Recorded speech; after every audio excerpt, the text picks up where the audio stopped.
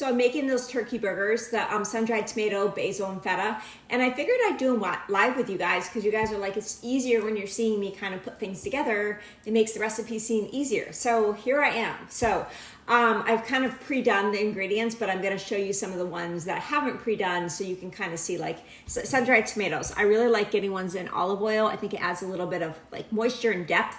And all I do is I literally pull them out. Make sure you get them in olive oil, not like any other bad oil, like a seed oil, okay? So just make sure the thing says olive oil.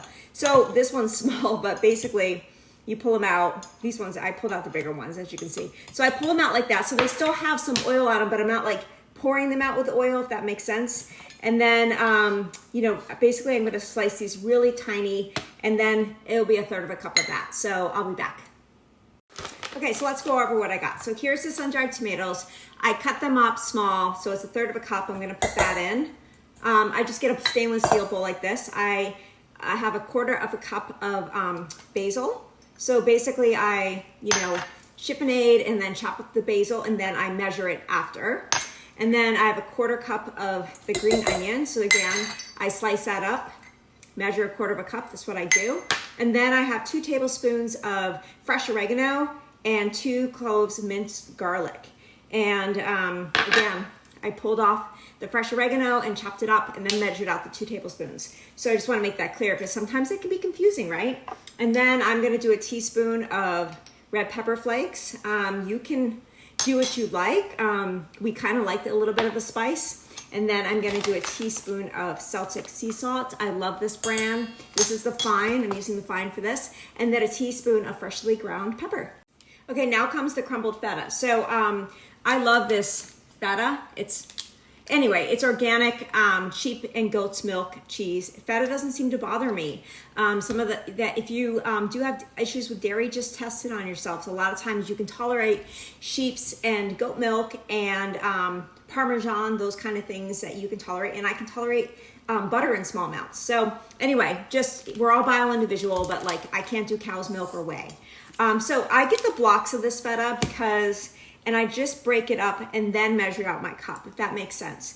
Because I don't think the crumble feta is good that you can get in those containers. So you just crumble it yourself, and they can be bigger chunks. They're also just gonna break up when you put them, you know, with the burgers. So if you go a little bit over a cup, that's okay. You can add a little bit of cheese. It actually tastes good. So I do kind of a hefty cup of feta, and I'll be back. Okay, so there's my, you know, big thing of feta. I'm gonna put that in. So then I would take all the ingredients and I'll mix them around so it's like you don't have, so they're just all combined. So when you put in the ground turkey, everything's gonna kind of, and that'll break up the bigger chunks of feta. I'm doing this with one hand. I wanted to show you guys.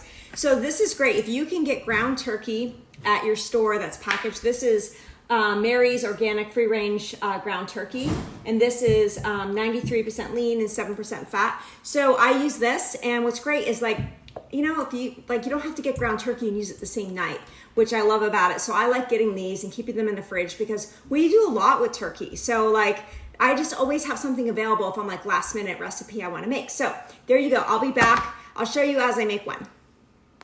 Okay, I got the turkey in there, and I'm going to take off my jewelry because got to get in there and I don't have my Oura ring on. I took that off. So I have it in there, and I'm going to mix this around, and I don't know if I'll be able to make a patty with it live because I don't want to touch the phone with raw. I get a little skeeved about, Steve knows, raw meat touching things. I will put this bowl in the dishwasher after. I'll like rinse it gently, and it goes in the dishwasher to get sanitized.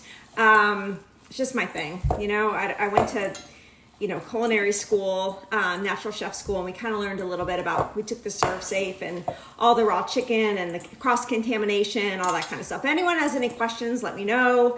I'm a pro at it, but basically you want to mix this around. So you see, like, it's kind of hard. You want to make sure that every bit of turkey has stuff in it. And yeah. All right, I'm going to be able to make a patty. So, and I'm just gonna let this roll and then fix it afterwards. So here we go. I'm making 4 patties tonight. So I'm just basically gonna take the turkey burger meat, This is, kind of, sometimes I go in and I fudge it afterwards, but I'm like, oh, this one seems a little bit smaller. I try and make them even sized. And then I'm just gonna do this. And then as you can see, okay. And yes, all of it looks like it's got something in it. I'm gonna put this down on the plate, and then I'm gonna press with my thumb like an indentation. So what that does is it's like a dimple on top. You put this side down with a dimple on top, like you put that down the grill like this, and it helps it from like plumping up too much. It kind of keeps it more the burger shape. And I'm gonna do that with all 4. And then I'm gonna put these in the fridge. And what's great about this is I can put these in the fridge. They'll kind of be easier to work with if they sit in there for like half an hour to an hour. So there you go.